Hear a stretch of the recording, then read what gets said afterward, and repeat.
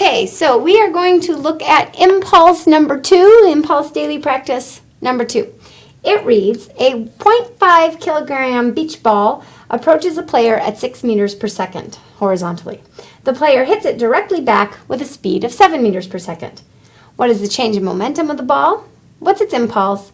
And if the contact time was 0.04 seconds, what's the average force acting on the ball? All right, so we're looking at the change in momentum of our object, and we will have our object being the ball. And so we want to look at what really is the initial situation for this object and what is the final, so we can look at the change from initial to final and the force that's causing that change. So here we have a ball coming at a player, and let's say it's coming at the player in that direction, and then it says that the player returns that ball in the opposite direction, both purely horizontally. So we want to look at the elements of the object and that make up its momentum. So it's mass and its velocity.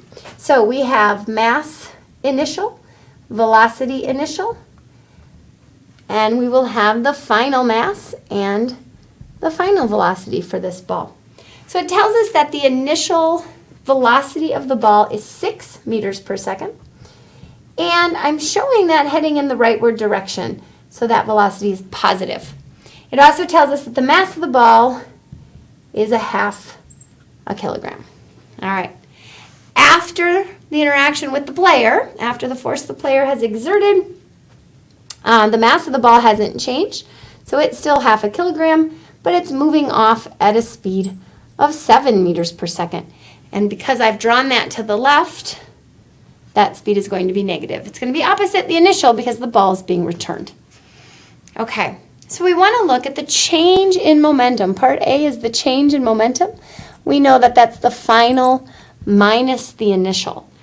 So our final momentum is going to be our final mass times our final velocity. Our initial momentum is our initial mass times our initial velocity. So our final mass, 0.5 times our final velocity of negative 7.0 minus our initial mass of 0.5 times our initial velocity of 6.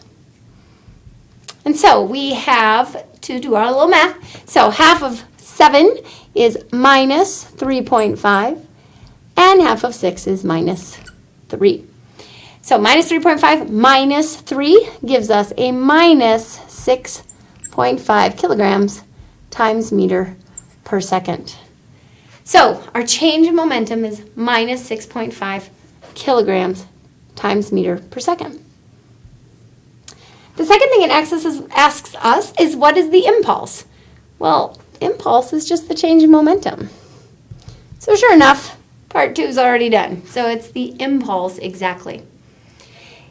Then wants to ask, what is the force that causes that impulse? What's the average force acting on the ball? We know that impulse is equal to force times time. So if our impulse is negative 6.5, our force, we said that the ball interacts with the player 0.04 seconds. So dividing 6.5, negative 6.5, divided by 0.04 tells us that the force is 162.5 newtons, and it is negative. So let's see if that negative value makes some sense. Well, if the player is interacting with the ball and causing it to go from moving to the right to moving to the left, that's going to be done by a force that's to the left. Sure enough, we get that negative value. So our force should be consistent with the direction that we would expect the impulse to occur. All right, impulse problems. Identify that object. What really is that initial and final condition, so we can look at the change. Making sure we understand the elements of momentum that are going to be part of that change in our solving. Defining our change in momentum. Using the information we have to get it. Recognizing that that change in momentum is the impulse. Those words mean the same thing. That's caused by a force during a certain amount of time. And we can solve for that force. Good job.